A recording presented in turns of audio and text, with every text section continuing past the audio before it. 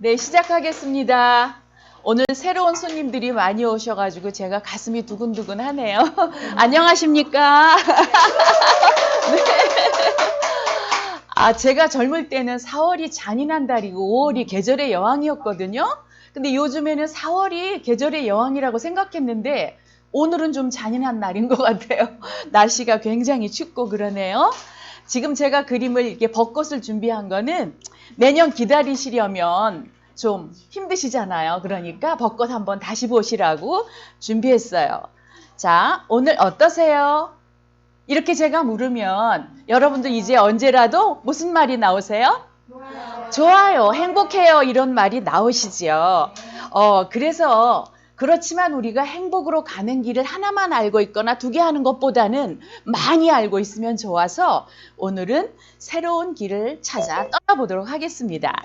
자, 이렇게 함께 해주시니 고맙습니다. 고맙다는 거는 고마라는 건 신이에요. 그리고 존경하다, 존귀하다 이런 말이거든요. 그래서 고맙습니다 그러면 당신의 신처럼 존경합니다 이런 뜻이에요. 감사합니다보다 훨씬 우리가 써야 할 말인데 한자어에 밀려가지고 우리가 말을 자꾸 잘못 쓰고 있는 것 같았어요. 그리고 이제 우리의 조상이 고음이라고 이제 있잖아요. 그래서 곰이 왔습니다 이렇게 해도 고맙습니다가 되잖아요. 네, 잠깐 이야기했습니다. 그리고 그 다음 화면은 제가 이제 3일 전에 가서 이렇게 산책을 하는데 너무 얘네들이 너무 예쁜 거예요. 아주 땅바닥에 붙어 있는데 봄맞이 꽃이에요. 그런데 세상에 어저께 가니까 한 개도 없는 거예요. 아주 잠깐 보여주고 사라져 버렸어요. 그리고 저쪽에는 가다 보니까 복사꽃이 다른 집 아주 귀퉁이에요. 나 힘들게 피어있는데 너무 색깔이 예뻤고요. 또 밑에는 금낭화. 제가 작년에 숲 해살사를 땄거든요. 그래서 이걸 좋아해요. 그래서 찍어봤습니다. 좀 마음이 풀리시죠? 네. 그럼 오늘 이야기 시작하겠습니다. 지난주에는 시시때때로 이제 사람들이 너한테 어떠세요? 하고 의례적인 말을 하잖아요. 안녕하세요. 이렇게. 그러면 우리가 어떻게 하면 최고의 답을 할 수 있을까 하는 이야기를 나눴어요. 그래서 우리가 평소에 자기 행복 수준을 좀 많이 끌어올려가지고 누가 너 요즘 어때? 이렇게 물으면 바로 뭐라고 나와야 돼요? 나 요새 최고야. 행복해. 이렇게 나올 수 있게 준비하시라는 이야기를 했습니다. 그래서 첫 번째 준비할 거는 수시로 자기 자신에게 너 요즘 어때? 이러고 질문을 하는 거예요. 그러면 내가 대답하는 거죠. 나 행복해. 당연 행복하지. 이렇게 대답하는 거. 첫 번째. 두 번째는 아무 조건 없이 행복해야 돼요. 자식이 있어서 행복하다. 남편이 돈이 명예가 이게 아니라 그냥 행복한 거. 그래서 이런 명상을 돈막 명상이라고 했는데 그냥 있음, 세상 모든 것은 다 사실은 없는 것이다. 공법공, 현실 수용 이런 명상을 꾸준히 하시면 좋겠다. 이런 이야기를 두 번째로 말씀드렸고요. 세 번째는 언제나 감사하고 그리고 모든 일에 긍정하고 그리고 내가 가진 것에 만족하는 지종 명상을 늘 하시면서 나 지금 이대로 좋아. 이렇게 하실 수 있으면 좋겠다. 그리고 이제 네 번째는 지금까지 제가 오늘로 하면 이제 행복 특강이 31번째거든요. 그래서 31번째 행복 특강이 다 행복으로 가는 길을 막 여기저기서 이야기 드렸거든요. 그래서 그거를 마음 창고에다 잘 정리해 놓으시고서 필요할 때마다 꺼내서 사용하시면 좋겠다. 그래, 덕담, 남에게 덕담하고 칭찬하는 말하고 그 다음에 가지고 있는 만큼 행복하고 그리고 나지사 명상은 안 들으신 분은 잘 모르시겠지만 구나, 겠지, 감사, 그래, 그렇구나 이런 명상 이런 것들을 여러분들이 가지고 계시면 좋겠다 하는 이야기를 했어요. 그래서 행복 도구를 잘 활용하셔가지고 나 지금 행복합니다 라는 말이 술술 나오는 삶을 사시기를 기원하면서 오늘 이야기 시작하겠습니다. 이 시간 나눌 공부거리는 1g 1톤의 원리예요.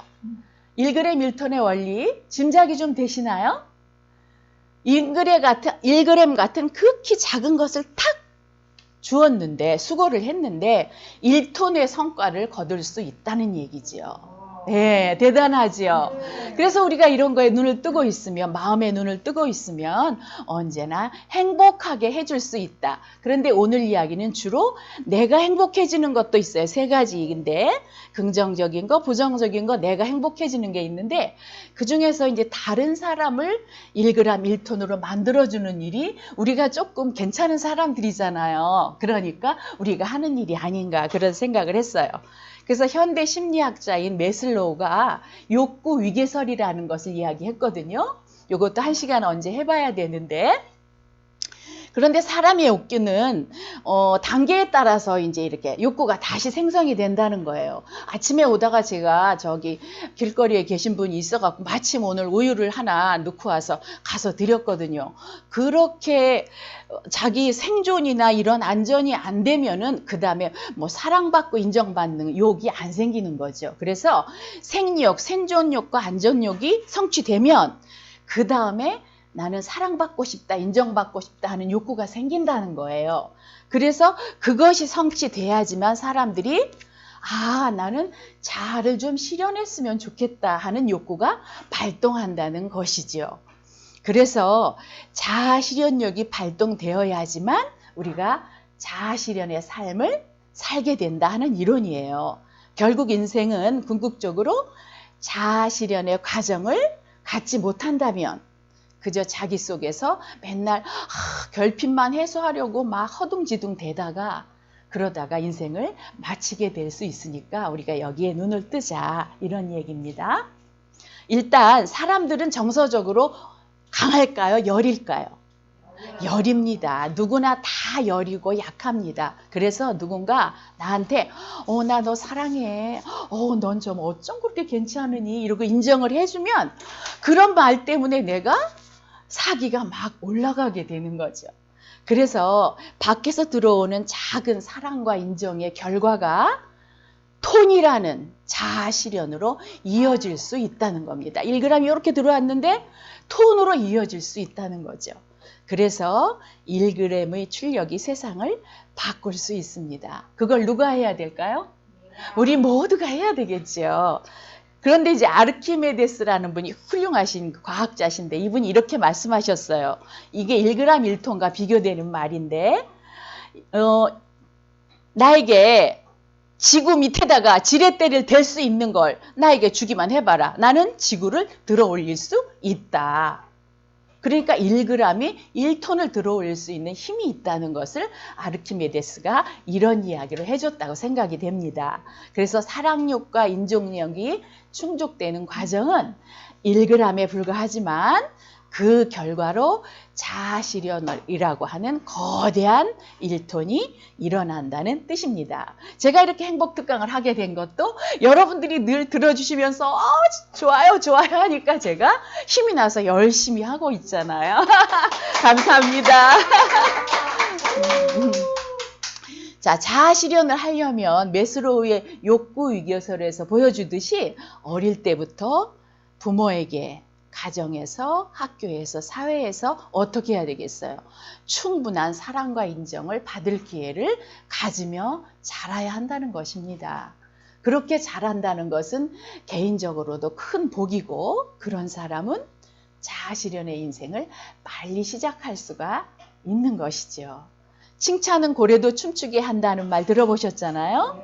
그게 무슨 말이냐. 고래가 칭찬 한마디에 춤을 춘다는 것은 말하자면 바다에 사는 동물도 사랑욕과 인정욕을 가지고 있다는 것이죠.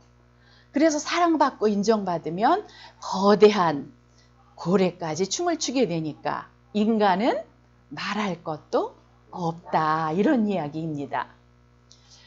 이제부터 재미있는 이야기. 교도소의 재소자를 대상으로 해서 저처럼 이렇게 동기부여 강의를 하거나 IQ 검사를 받는 심리학 박사가 한 분 계셨어요. 그런데 이분은 이제 그날 가가지고 어떤 재소자 딱 보니까 IQ가 높은 거야. 그런데 입에만 가지고 있지 않고 말을 했어요. 자네 IQ가 참 높군. 딱 한마디 했어요. 아무런 희망도 없고 의욕도 없고 그냥 오늘 밥 주면 먹고 살아가던 이 재소자였는데 그 말 한마디를 들으니까 머리가 띵 하면서 갑자기 자신감이 생긴 거예요. 그래서 삶의 의지와 사기가 생겼어요. 그래서 나는 이곳에서 빨리 나가서 나도 뭔가를 해봐야겠어 하는 희망이 생긴 거죠. 그래서 교육도 열심히 받고 수감 생활도 아주 성실하게 잘했어요. 그리고 모범수가 되니까 빨리 나와서 정말 출소한 이후에 엄청나게 열심히 노력을 했어요. 그렇게 해서 한 10여 년이 흐르니까 작은 자영업을 자기가 하게 됐어요. 그래서 자기가 내가 성공하면 그 박사님을 꼭 찾아갈 거야 하고 결심을 했었는데 그 약속을 지키기 위해서 그 박사님을 찾아갔어요. 저를 잘 모르시지요? 제가 교도소에 있을 때 박사님께서 해주신 한마디 때문에 제가 이렇게 사람 노릇을 하고 살게 되었습니다. 정말 감사합니다. 제 삶의 은인이십니다. 이렇게 인사를 했어요. 그래서 박사님과 사지지간의 인연을 맺고 그리고 정말 훌륭한 사람으로 행복하게 살아가고 있다고 합니다. 이 이야기가 바로 1g 1톤의 원리 예화지요. 제가 이 행복 공부를 한 스승님의 말씀을 좀 드려보겠습니다. 스승님께서 굉장히 머리가 좋으신데 고등학교 때 말이 없고 내성적이셨어요. 그리고 약간 내가 좀 못생겼다 이런 생각을 하셨어요. 그래가지고 그게 고등학생이 되니까 우울증도 생기고 그래서 항상 의기소침하셨다는 거예요. 그런데 어느 날 수학시험을 봤는데 피타고라스 정리를 하라는 주관식 문제가 하나 나왔어요. 그랬는데 다음 시간에 수학 선생님이 오시더니 야, 이 반 학생이 옛날에 세상에 한 반에 70명이었다 그래요. 야, 70명 중에서 정답 쓴 사람이 딱 한 명 있었다. 바로 우리 스승님이셨어요. 그리고 2학년 학생이 490명인데 그중에 5명이 답을 맞췄다. 와, 대단한 일이야. 이렇게 칭찬을 하신 거예요. 그런데 그 말을 듣자마자 선생님은 정말 그때까지 가지고 있던 이 우울증이 그냥 기적같이 싹 달아난 거예요. 그래서 나중에 전남대학교 철학과를 나오셨는데 거기서 1등으로 전교 수석으로 졸업을 하셨다고 합니다. 그래서 칭찬 한마디를 듣고 그때까지 가지고 있던 우울증이 다 사라져 버릴 수 있다. 이게 바로 1g 1톤의 원리다. 세 번째 이야기입니다. 어떤 임금님이 있었어요. 그런데 이 임금님이 나이가 자꾸 먹으니까 자기 초상화를 잘 그려가지고 어딘가에 좀 붙여놓고 좀 이제 이렇게 남겨두고 싶은 거예요. 그래서 그림 좀 그리는 사람들을 불러와라. 그래가지고 이제 그리라고 했어요. 내 초상화를 좀 그려야겠다. 그랬더니 그 사람들이 너무 깜짝 놀란 거야. 이 왕이 눈이 하나가 안 보이고 이렇게 애꾸눈이거든요. 그러니까 아니 애꾸눈을 그릴 수도 없고 멀쩡하게 그릴 수도 없고 그러니까 막 그 사람들이 오래된 사람들이라 임금님 저희가 아직까지 초상화 공부를 제대로 못했습니다. 열심히 공부를 해갖고 다음에 오겠습니다. 그러니까 임금님이 기다릴 수가 없는 거야. 우리나라에서 제일 잘 그림 잘 그려서 3명 초상화 잘 그리는 사람 뽑아와라. 그래갖고 이제 3명이 왔어요. 그래갖고 이제 첫 번째 사람이 들어가서 그림을 그렸어요. 이 사람은 너무나 성실하고 정직한 분이었어요. 그래서 아주 너무나 성실하고 정직하게 아주 멋진 애꾸눈을 다 해가지고 멋지게 그려서 임금님께 드렸어요. 어떻겠어요?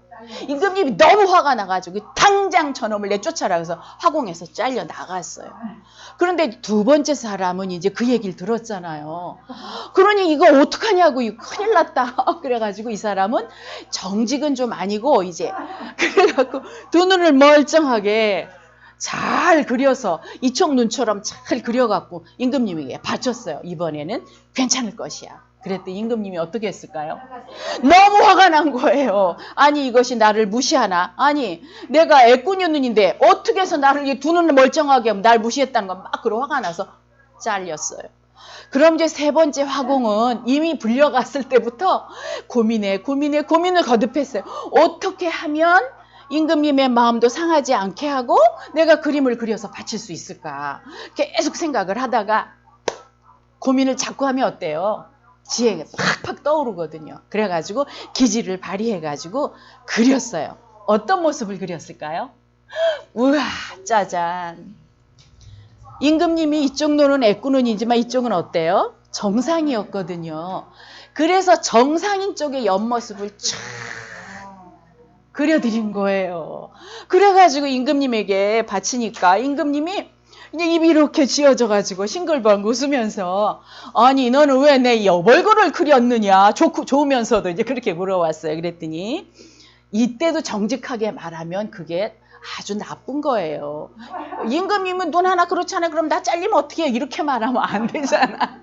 그건 정말 나쁜 사람이에요. 어떤 사람은 자기가 정직하다고 자랑하는데 그거 자랑 아니에요. 상처 주는 거거든요. 그러니까 이 왕정하라는 화가가 임금님의 가장 멋진 모습은 미소를 띠신 여벌굴이시기 때문입니다. 이렇게 말을 했어요. 얼마나 좋았겠어요. 그래서 임금님께서는 초상화를 보고 고개를 끄덕끄덕 하시고 만족하고 감탄하고 큰 상을 내리셨죠. 여기까지는 이제 긍정의 1g이었습니다. 그런데 이 1g이 부정적인 1톤을 생산할 수도 있다는 거예요. 그래서 우리는 거기에 정신을 바짝 차려야 합니다. 우리는 언제나 누군가에게 내가 영향을 주고 살거든요. 내가 생각 없이 그냥 말 한마디 내뱉었는데 그 사람 인생에 돌이킬 수 없는 상처를 줄 수 있다는 거죠. 어떤 한 수련생이 이제 이야기를 했어요. 이런 거 할 때 이제 좋은 일, 나쁜 일 이야기 막 모여서 나누거든요. 그랬더니 옛날에 저보다 좀 나이가 조금 많은 분이었어요. 그래서 옛날 시골에서 중학교 가기도 어려운데 엄마 아빠가 그냥 열심히 일해서 중학교를 보냈어요.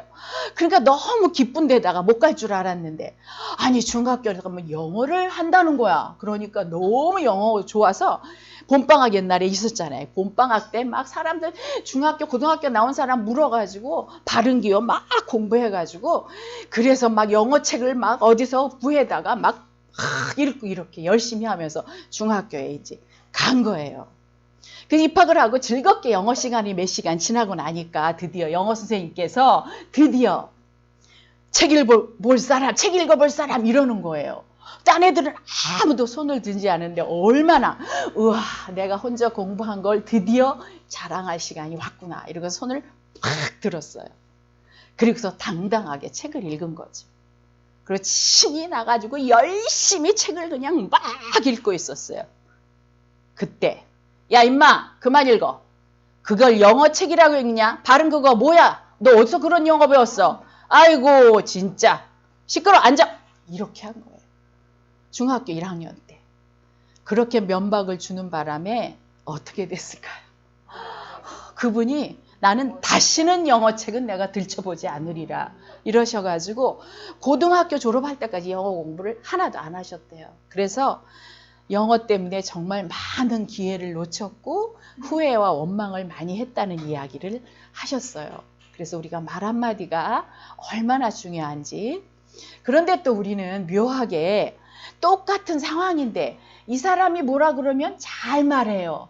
그런데 저 사람이 뭐라 그러면 똑같은 상황인데도 빈정거리고 질책을 하는 경우가 있어요. 이런 걸 우리가 뭐라 그러냐 하면 사람 간에 뭐 합이 안 맞는다 뭐 이런 얘기 하잖아요.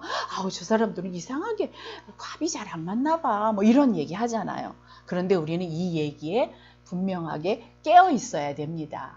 말을 내뱉는 건 누구예요? 나거든요. 그러니까 깨어 있어야 된다. 제가 가르친 아이가 3학년이었는데 굉장히 똑똑한 아이였어요. 그런데 공부도 잘하지, 만들기도 잘하지, 악기 연주도 잘하지, 뭐 다 잘해요. 근데 애가 맨날 자신감이 없고 늘 어리버리하고 네 맨날 이렇게 애가 이러고 있는 거예요. 그래서 어느 날 그 아이가 우리 동네 같이 살았어요. 근데 걔네 엄마가 직장을 퇴직했다 그러면서 담임 선생님을 초대해서 밥을 한 그릇 먹이겠대요. 같은 동네였거든요. 그래서 가서 밥을 먹는데 그 엄마 말이 아빠가 그렇게 편애가 심하다는 거예요. 그래서 동생을 예뻐한대요. 그래서 동생이 뭘 만들거나 뭘 해가지고 아빠가 퇴근할 때 딱 가져가서 얘기를 하면 우와 잘했어 그러고 막 안아주고 따독이고 그걸 만져주는 거예요. 그러니 형이 얼마나 부럽겠어요. 그러니까 자기도 그렇게 동생보다 더 잘 만들죠. 왜냐하면 2살 차이였거든요. 그렇게 잘 만들어가지고 아빠를 이제 그 다음날 퇴근할 때 나도 아빠에게 칭찬받고 싶으니까 보여주는 거예요. 그럼 아빠가 뭐라 그랬을까요? 야, 이 사내 자식이 쪼잔하게 그런 것 왜 만들고 그러냐? 그리고 만져보지도 쳐다보지도 않는다는 거예요. 그러니까 우리 아들이 한번 그 집에 갔었는데, 엄마, 걔네 아빠는 정말 이상하다? 밥 먹다가 갑자기 재석이 형 얼굴을 딱 때렸다? 이러는 거예요. 우리 아들하고 작은 애하고 동갑이었거든요. 진짜 제가 가슴이 아팠어요. 그래서 제가 경험한 바로는 부모들은 대체로 큰아이한테는 아직 경험이 부족해, 부모들이. 그런데다가 큰아이에게는 기대가 많아. 그래서 비난을 하거나 질책을 많이 하더라고요. 거의 90% 이상이 그랬어요. 제가 만나본 사람들이. 그리고 작은 아이한테는 이제 좀 경험이 있어. 그래서 좀 너그럽게 대해. 그래가지고 웃음과 칭찬을 좀 많이 주는 경우가 있더라고요. 물론 셋이면은 가운데 아이가 치이지만 둘일 경우에는 항상 밑에 아이가 사랑을 좀 더 많이 받는 것 같아요. 조부모는 큰 손자를 제일 예뻐하고. 그래서 나는 누구에게 1g을 보내고 있는지 우리가 정신을 바짝 차려야 한다. 나의 1g이 마이너스 1톤으로 출력되게 해서는 안 되는 거다. 우리가 이렇게 인품을 갖추고 이런 공부를 하는 사람들이니까 우리가 할 수 있는 것은 덕담과 수의를 하고 살면 그것으로서 족하지 않나 이렇게 생각이 됩니다. 그리고 마지막으로 이제 내 자신에게 나도 마찬가지예요. 나도 누군가가 인정해주고 사랑해준다 그러면 막 기운이 나고 좋아지잖아요. 그러나 우리는 이제 그것에서는 벗어나자. 누군가가 나를 인정하고 사랑해주지 않으니까 나는 도대체 뭐 할 맛이 안 나. 이것은 이런 생각에서 우리가 벗어나자는 거죠. 그리고 스스로 자기를 인정하고 스스로 자기를 사랑해주는 거예요. 그래서 그것을 모두 다 누가 해결한다? 나에 대한 건 내가 알아서 해결하는 거죠. 우리는 이제 좀 더 지혜로운 사람이 됐으니까. 그리고 우리는 그 에너지를 다른 사람들의 사랑력, 인정력을 채워주는데 우리가 기여를 해야겠다. 그래서 우리 모두가 자아실현을 하는 세상을 만들어가야 하겠지요. 이것이 1g 1톤 원리의 최종 목적지가 되겠습니다. 1g이 세상을 바꿉니다. 1g에 힘을 주어 1톤을 생산하는 세상의 밑거름이 되시기 바랍니다. 박수! 좀 앞으로 가야겠네.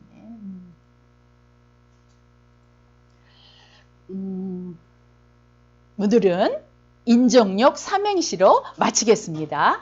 제가 오늘 띄우면 여러분들께서 큰 소리로 말씀을 해주시는 겁니다. 맞구나. 여기 나는부터 다 읽으세요.